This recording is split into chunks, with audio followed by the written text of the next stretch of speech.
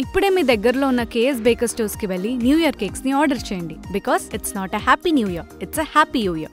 Chandrababu Naidu outdated politician అని చెప్పి జగన్మోహన్ రెడ్డి గారు మేము అనేక సార్లు చెప్పాం. నిన్న చంద్రబాబు నాయుడు పీకేతో సమావేశం అయిందని చెప్పి ప్రశాంత్ కిషోర్ వచ్చాడు. భూమి బద్దలైపోద్ది. ప్రశాంత్ కిషోర్ చంద్రబాబు కలిశారు. 3 గంటలు రూమ్లో కూర్చున్నారు ఇద్దరు. మధ్యలో లోకేష్ లోపలికి బయటికి వెళ్ళి వస్తున్నాడని చెప్పి ఏబిఎన్ రాధాకృష్ణ, ఈటీవీ, మన టీవీ5 బిఆర్ నాయుడు గారు వీళ్ళందరూ కూడా నిన్న సాయంత్రం నుంచి వెనక్కి ముందుకి టీవీలు పగలగొట్టేశారు. ప్రశాంత్ కిషోర్ అనేవాడిని 2014లో మేము వాడేసాం. బుర్రలో గుజ్జంతా కూడా అయిపోయింది. చంద్రబాబు లాగా ఒట్టిపోయిన గీతలాగా ఆయన్ని తీసుకెళ్ళి మళ్ళీ ఇప్పుడు ప్రశాంత్ కిషోర్ని తీసుకెళ్ళి పెట్టుకుని వ్యూహకర్త అంటాడు. మేము వ్యూహకర్తగా పెట్టుకున్నప్పుడేమో ఆడేవాడు బీహార్ నుంచి వచ్చాడు తమ్ముళ్ళు అన్న ఏం పీకుతాడు, మనకన్నా గొప్ప వాళ్ళు ఎవడని ఈ ప్రపంచంలో ఉన్నారో తమ్ముళ్ళు అని చెప్పి ప్రశాంత్ కిషోర్ గురించి మాట్లాడాడు. ఇదే రాధాకృష్ణ, ఇదే రామోజీరావు, ఇదే బిఆర్ నాయుడు ఏం చెప్పారు? చంద్రబాబు నాయుడు బాబాయిని చంపటానికి ప్రశాంత్ కిషోర్ ప్లాన్ చేసి ప్రజలను రెచ్చగొట్టి గెలిచాడు. కోడికత్తితో జగన్మోహన్ రెడ్డి గారు పొడిపించుకున్నాడు. వీటన్నిటికి కూడా ప్రశాంత్ కిషోరే ఉన్నాడు అన్నాడు. ఇప్పుడు చంద్రబాబు నాయుడు పేక్కోంచుకుంటాడా, లేకపోతే లోకేష్ తండ్రిని చంపుతాడా ప్రశాంత్ కిషోర్ ఆధ్వర్యంలో? ఇవన్నీ కూడా వాళ్ళకే తెలవాలి. అవుట్డేటెడ్ పొలిటీషియన్ అనమాట.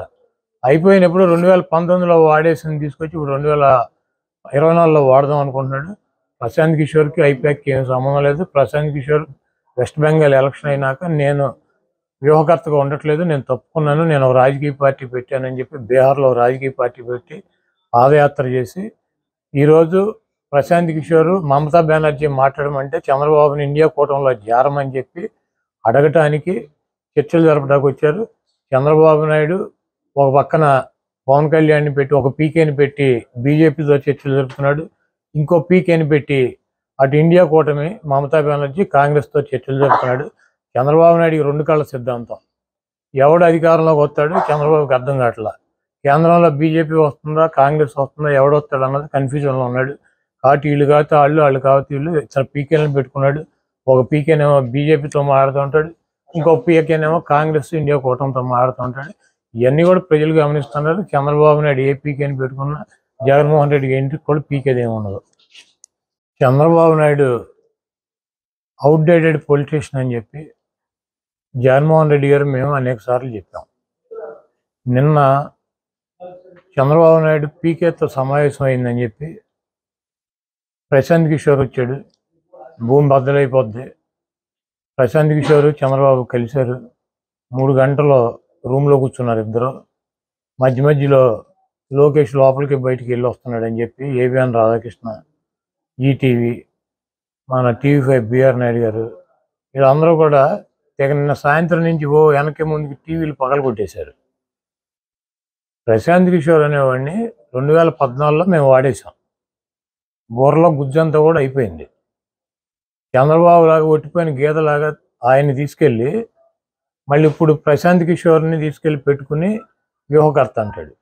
మేము వ్యూహకర్తగా పెట్టుకున్నప్పుడేమో ఆడేవాడు బీహార్ నుంచి వచ్చాడు తమ్ముళ్ళు అన్న ఏం పీకుతాడు, మనకన్నా గొప్ప వాళ్ళు ఎవడని ఈ ప్రపంచంలో ఉన్నారో తమ్ముళ్ళు అని చెప్పి ప్రశాంత్ కిషోర్ గురించి మాట్లాడాడు.